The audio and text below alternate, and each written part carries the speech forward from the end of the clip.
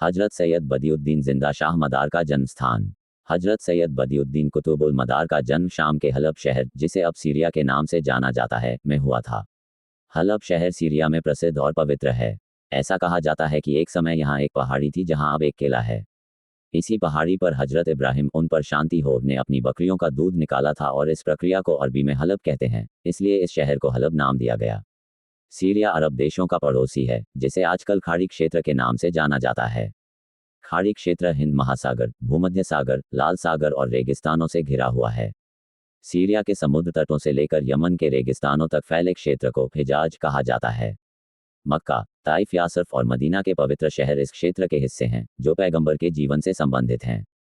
ये वही मक्का शहर है जहां से पैगंबर मोहम्मद, उन पर शांति हो, ने शांति संदेश दिए और मानवता के अंधेरे में दया के दीप जलाए।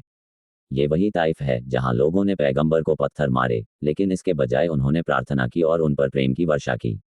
चाहे वह अंसार की कुर्बानी हो, या मुजाहिरीन का समर्पण, या मोमिन की दयालुता, या पंजातन की पवित्र प्रकृति, इस्लाम का ये खजाना मदीना के माध्यम से ही इस दुनिया में पहुंचा है। यह इस हिजाज क्षेत्र के लिए एक अनमोल उपहार है कि उस युग में जब इस क्षेत्र में संसाधनों की कमी थी, हजरत इब्राहिम ने अपने बेटे हजरत इस्माइल को मक्का शहर में बसाया था। इसी तरह ये शाम सीरिया के लिए एक प्रतिष्ठा है कि हजरत इस्माइल ने अपने बेटे हजरत इसहाक को बसाया। शाम पर पहला सैन्य हमला खलीफा हजरत अबू बकर सिद्दीकी के विरोध में किया गया था। जिस दिन हजरत अबू बकर सिद्दीकी का इंतकाल हुआ, इस्लामी सेना दमिश्क में दाखिल हुई, लेकिन हजरत उमर फारूक के शासन में शाम पूरी तरह से जीत लिया गया। इस्लामी कैलेंडर के अनुसार हिजरी 17 में मुसलमानों ने शाम पर विजय प्राप्त की। इस्लाम की शिक्षाओं, इसकी विशेषताओं और मुसलमानों के दयालु चरित्र से प्रभावित होकर बहुत से निवासियों ने इस्लाम स्वीकार कर लिया और इसके परिणामस्वरूप इस्लाम का प्रसार हुआ।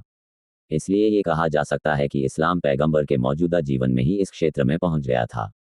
ये वह देश शाम है जहां हजरत बिलाल ने अपने जीवन के वे दिन गुजारे थे। वातावरण, बच्चे को देखने वाले सभी लोगों ने कहा कि यह बच्चा अल्लाह की देन है। शरीर प्रकाश से बना हुआ प्रतीत होता है, जैसे शरीर से किरणें निकल रही हों। हजरत अली हल्बी ने बड़े ही आकर्षण से बच्चे का नाम बदियुद्दीन अहमद रखा। हजरत बदियुद्दीन की मां फातिमा सानिया ने बताया कि जब वह गर्भवती थीं, तो अगर कोई संदिग्ध वस्तु मुंह में डाल लेती थीं, तो उनके पेट में दर्द होने लगता था और आवाज़ें आने लगती थीं। उन्होंने बताया कि जब हजरत सैयद बदियुद्दीन जिंदा शाह मदार शिशु थे और उन्हें सिर्फ माँ का दूध ही पिलाया जाता था, तो वह कभी भी माँ के वजू न होने पर दूध नहीं पिलाते थे। जब वह किसी कारणवश रोते थे और उसी समय अजान सुनाई देती थी, तो वह चुप हो जाते थे और ध्यान से सुनते थे। यही बात तब भी होती थी जब वह किसी के मुंह से कुरान शरीफ की तिलावत सुनते थे। इस कारण सभी लोग कहते थे कि यह बच्चा जन्म से ही दीवार है। बिस्मिल्लाह की परंपरा। जब हजरत सैयद बदियुद्दीन जिंदा शाह मदार की उम्र 4 साल 4 महीने और 4 दिन हो गई थी, तब बिस्मिल्लाह की पारंपरिक रस्म मनाई गई थी। ये परंपरा आज भी मकनपुर में मनाई जाती है। इस रस्म के बाद हजरत अली हल्बी ने हजरत सैयद बदियुद्दीन जिंदा शाह मदार को शिक्षित करने का फैसला किया और उन्हें उस समय के महान दार्शनिक हजरत सदीदुद्दीन हुज़ैफा शमी आर को उनकी पढ़ाई के लिए सौंप दिया।